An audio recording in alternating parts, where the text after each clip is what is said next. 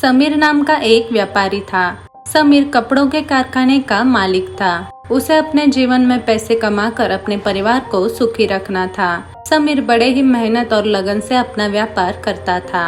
कुछ दिनों बाद समीर को कपड़े का बहुत बड़ा ऑर्डर मिल गया। इस खुशी में समीर बहुत मेहनत से ऑर्डर का काम करने लगा।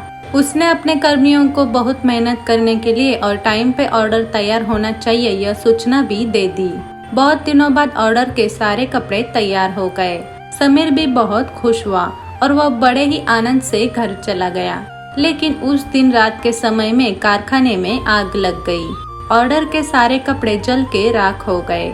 समीर को यह बात पता चली और वह सदमे में चला गया। समीर को बहुत भारी नुकसान हो गया था।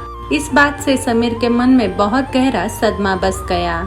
जिस इंसान ने समीर को कपड़े का ऑर्डर दिया था उस इंसान का एडवांस भी समीर ने वापस कर दिया। बहुत दिन बीत जाने के बाद भी समीर उस सदमे से बाहर नहीं निकल पाया। समीर न टाइम पे खाना खाता था और न ही किसी चीज में दिलचस्पी लेता था। एक दिन समीर के पिता उसे अपने साथ अपने गांव में लेकर गए। रात में खाना खाने के बाद समीर के पिताजी उसे कहने लगे कि बेटा इस गिलास में कितना पानी है। यह सुनकर समीर ने कहा कि पिताजी यह गिलास पानी से भरा है। यह सुनकर पिताजी बोले कि ठीक है, एक काम करो, यह गिलास अपने हाथ में लेकर बैठ जाओ। पिताजी की यह अजीब बात सुनकर समीर थोड़ा हिचकिचाने लगा। लेकिन समीर अपने पिताजी की बात सुनते हुए वह पानी से भरा हुआ गिलास लेकर बैठ गया।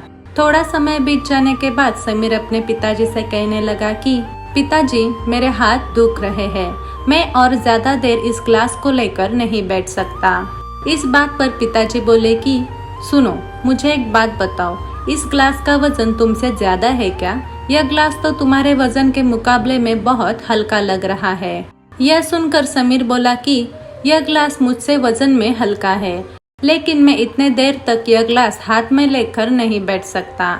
यह सुनकर पिताजी बोले कि अगर तुम यह हल्का गिलास लेकर नहीं बैठ सकते तो कारखाने का जो नुकसान हुआ उस पुरानी बात को अब तक लेकर क्यों बैठ गए हो? पिताजी की यह बात सुनकर समीर को अपनी गलती का एहसास हो जाता है। पिताजी समीर से कहते हैं कि अगर हम किसी भी बात को ज्यादा देर तक लेकर बैठते हैं तो हमें ही दुख हो जाता है। जो कुछ भी बुरा हुआ उस बात को उसी जगह छोड़ देने में ही भलाई है।